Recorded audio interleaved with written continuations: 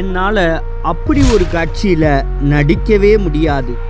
பிடிவாதம் பிடித்த எம்ஜிஆர், கண்டிப்பாக இந்த காட்சியில் நீ தான் நடிச்சாகணும். அடம் பிடித்த இயக்குனர், பயப்படாம தைரியமாக நடி. திடீரென ஒலித்த அந்த மாபெரும் மனிதரின் குரல் எம்ஜிஆர் வாழ்க்கையில் நடந்த மிக சுவாரஸ்யமான விஷயம் பற்றி தெரிஞ்சுக்க இந்த வீடியோவை முழுசாக பாருங்கள். 1941 ஜூலை மாதம் அசோக்குமார் படம் வெளியானது. படம் மாபெரும் ஹிட். படத்தின் லீட் ரோலில் நடித்தவர் அன்றைய தமிழ் திரையுலக சூப்பர் ஸ்டார் தியாகராஜ பாகவதர். அவருக்கு தளபதியாக நடித்தவர் புரட்சி தலைவர் எம்ஜிஆர். எம்ஜிஆரை மகேந்திரன் ரோலுக்கு போடுங்க, சிறப்பாக இருக்கும்னு ரெக்கமெண்ட் செய்தவர் தியாகராஜ பாகவதர். அந்தளவு எம்ஜிஆர் மீது பாகவதற்கு மதிப்பீடு இருந்துச்சு. படத்தின் இயக்குனர் ராஜா சந்திரசேகர் எம்ஜிஆர் மீது தனிப்பட்ட முறையில் மிகுந்த அக்கறை கொண்டவர். மிகுந்த மகிழ்ச்சியுடன் ஷூட்டிங் போனார் எம்ஜிஆர். ஆனால் டைரக்டர் சொன்ன அந்த காட்சி எம்ஜிஆரை நிலைகுலைய வச்சது.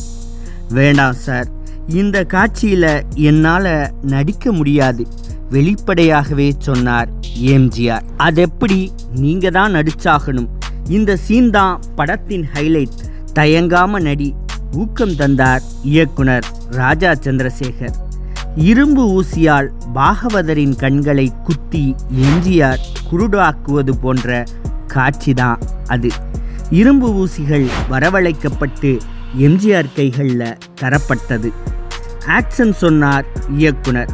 எம்ஜிஆரால் நகரக்கூட முடியலை, அப்படியே சிலை மாதிரி நின்றுட்டார். கேமரா ரோல் ஆகிறது. ஆக்ட் பண்ணு ராமச்சந்திரா என டைரக்டர் மீண்டும் மீண்டும் கத்தினார்.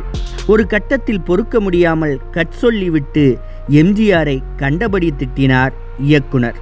கலங்கிய கண்களுடன் எம்ஜிஆர் நிற்க பாகவதர் மெதுவாக எம்ஜிஆர் அருகே வந்தார்.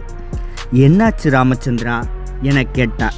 நீங்கள் மகா கலைஞர், என்னோட ரோல் மாடல். சினிமாவுக்காக கூட உங்கள் கண்களை குருடாக்குவது மாதிரியான காட்சியில் என்னால் நடிக்க முடியாதுங்க, மனம் வெம்பி சொன்னார் எம்ஜிஆர். சரி, கவலையை விடு என எம்ஜிஆரை ஆற்றுப்படுத்தினார் பாகவதர். திடீரென ஒரு யோசனையும் சொன்னார். இதை செய் என சொல்ல டைரக்டர் என எம்ஜிஆர் இழுத்தார். நான் சொன்னதை செய், கண்டிப்பாக சொன்னார் பாகவதர். பாகவதர் சொன்னது மாதிரியே எம்ஜிஆர் கம்பியை தொடவில்லை. பாகவதரே இரும்பு கம்பியை எடுத்து அவரை குத்தி கொண்டார். மொத்த காட்சியும் மாறிப்போனதை பார்த்த டைரக்டர் டென்ஷனானார்.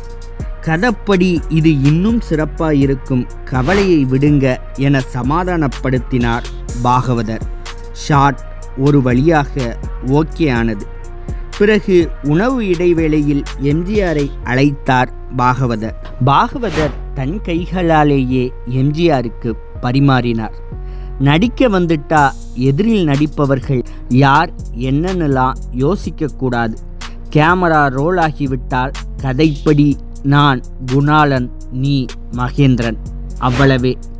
புரிந்து இனியாவது நடந்து கொள் ராமச்சந்திரா என எம்ஜிஆருக்கு அட்வைஸை அள்ளித்தந்தார் பாகவதர். பாகவதர் தந்த இந்த அட்வைஸ் எம்ஜிஆருக்கு கடைசி வரை பயன்பட்டது.